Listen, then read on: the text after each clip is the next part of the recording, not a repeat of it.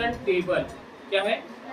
Person table, जो कि English के लिए बहुत ही उपयोगी होता है। जैसे हम लोग डायरेक्ट, इनडायरेक्ट, एक्टिव, पैसिव या नरेशन जिसको कहते हैं, अगर जब हम लोग इसको पढ़ेंगे तो हमें वहाँ ज़रूरत पड़ती है इसकी। और जैसे यहाँ दिया है पर्सन, पर्सन कितने होते हैं? फर्स्ट, सेकेंड और थर्ड। यानी कोई भी बात कही जाती है एक दूसरे से तीसरे की ही बात कही जाती है ना, एक दूसरे की बात तीसरे से कही जाती है, इसलिए फर्स्ट, सेकेंड और थर्ड पर्सन है।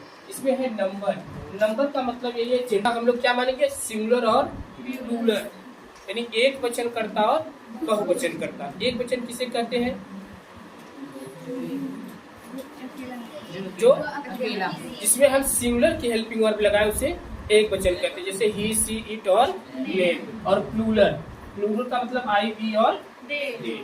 अब यहाँ तक हम लोग कंप्लीट कर चुके हैं। उसके बाद जेंडर, जेंडर में सब सेम आएगा, जेंडर में सेम आएगा। उसके बाद यहाँ नॉमिनेटिव केस, पजेसिव केस और ऑब्जेक्टिव केस। सबसे बड़ी जो चीज है यहाँ से इतनी,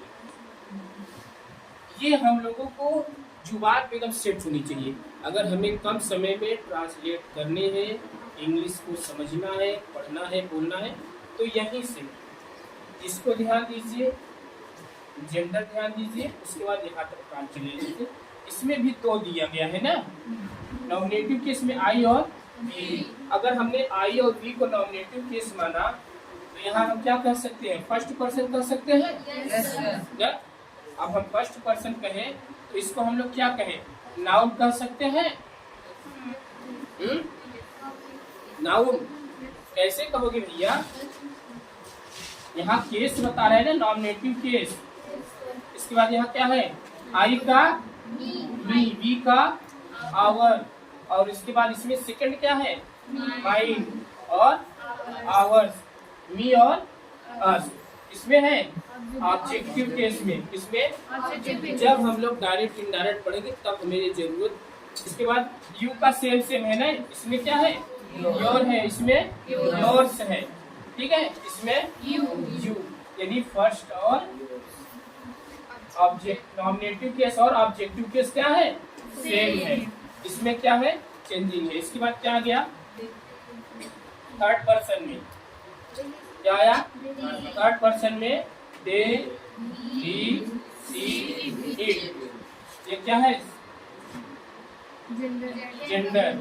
इसके बाद इसमें क्या है? पजेसिव केस में हियर, दिस, हर, इट। इसके बाद इसका सेकंड क्या है?